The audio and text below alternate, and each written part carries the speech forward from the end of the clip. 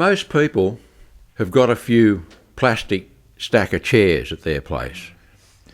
You know, those plastic ones that's got the little splits in the seat. What you probably don't know about these chairs is that when you sit on them, those splits open up, because that's happening underneath your bum and you don't see. And when you stand up, they close up again. But they can be a bit tricky, those chairs. And I've written this poem about a person who got into a bit of strife with a plastic stacker chair. And I've called the poem Entrapment. And the expanded title is The Terrifying but Tragically True Tale of Trevor's Trapped Testicle.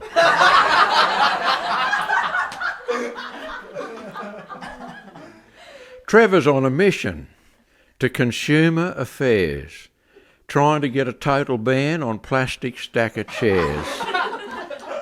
He reckons that they're dangerous, a serious threat to life, because it was through a plastic chair that he got into strife.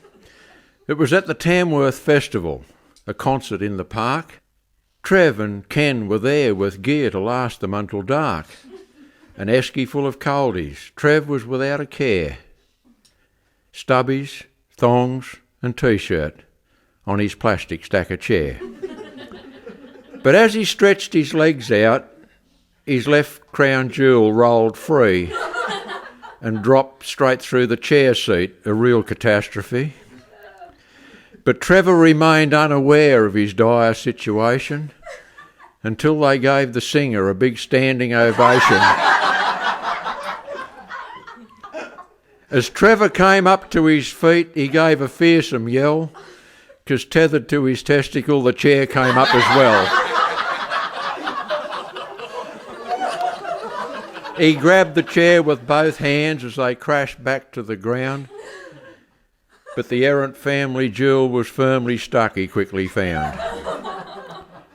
He tried to extract the enclosed clod, but he began to curse, because nothing he did seemed to work. It only made things worse.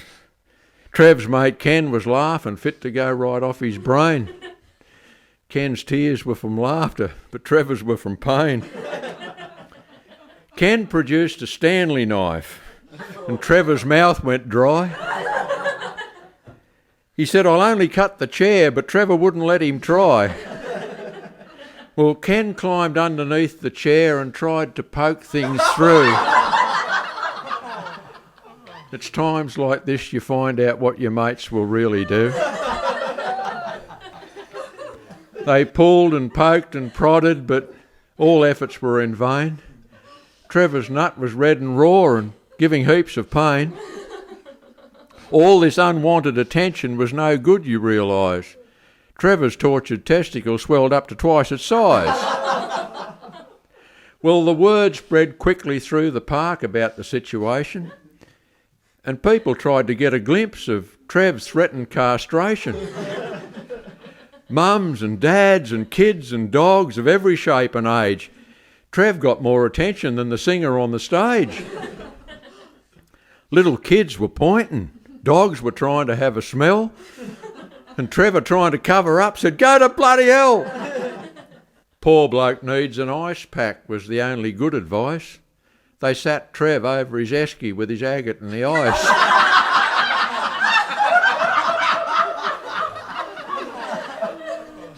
Someone called an ambulance and they drove through the crowd. Trev was drinking Bundy rum and swearing very loud. Well, when they both stopped laughing, they carted Trev away to the hospital, where he became the highlight of the day. But Trevor's near recovered, with both crown jewels in place. Don't offer him a plastic chair if you value your face. But next year, at the carnival, Trevor will be there, wearing tight undies, long trousers, on his canvas fold-out chair.